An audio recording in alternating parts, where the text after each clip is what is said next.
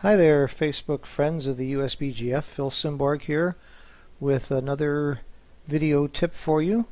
This was a cube situation that came up in a recent tournament that I was at, and I was blue, and I am losing 5 away, 4 away. In other words, I have 4 points and he has 5 points, and a match to 9. And red is on roll, and he redoubled me here to 4, and I was trying to figure out whether to take or not. Well, first let me tell you the traditional way to decide how to do this.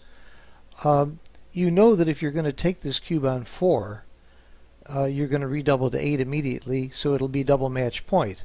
So your take point, the percentage you need to win, is going to be the same as what your match equity would be if I dropped.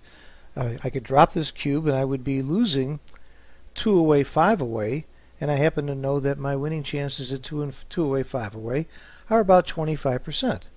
Or I could take this cube, redouble immediately myself, and if I can win this game more than 25% of the time, I can win the match that way. So certainly if I thought I could win this game more than 25% of the time, I should take.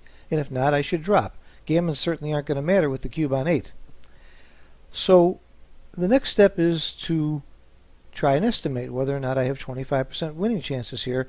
And I'll tell you something, I wasn't sure. But I employed another strategy, something that I worked out with a good friend of mine, Kit Woolsey, and I call it reverse Woolsey's law.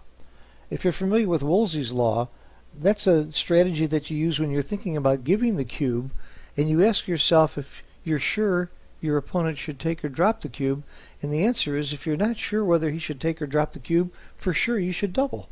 Well, reverse Woolsey's law employs the same thing in reverse. If I'm not sure he should give me the cube, then for sure I know I've got to take.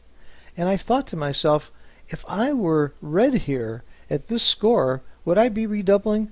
And my answer was, you know, I'm really not sure I would redouble here. I don't think it's necessarily right. It might be wrong, it might be right, but I'm certainly not sure it's right to redouble, so it made it very, very easy for me to assume that I had a take, which is another way of saying I assume I've got 25% or more. I did take and brilliantly played the rest of my checkers and brilliantly lost the match, but at least I felt good about making the proper decision over the board. It really wasn't a double. It certainly was a take. I've got 30% winning chances here as blue, and again, the gammons don't matter a bit. One of the reasons he shouldn't double is he might win the entire match without turning the cube if he can just strengthen his position a little bit and gammon me. So why should he double?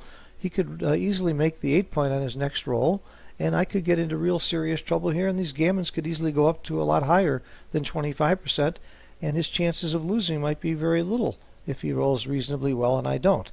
So it was a pretty bad double, and very easy for me to figure out how to take it using reverse Woolsey's law. I think it's kind of a neat thing, and I asked Kit for his permission to give it that name, and he was delighted. So I hope you find it helpful to you too. I think it's helpful in a lot of situations.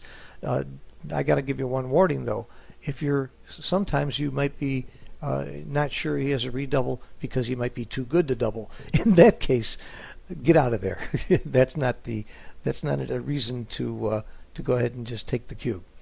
Hope you enjoyed it. I will see you with some more tips later. Thanks. Bye bye.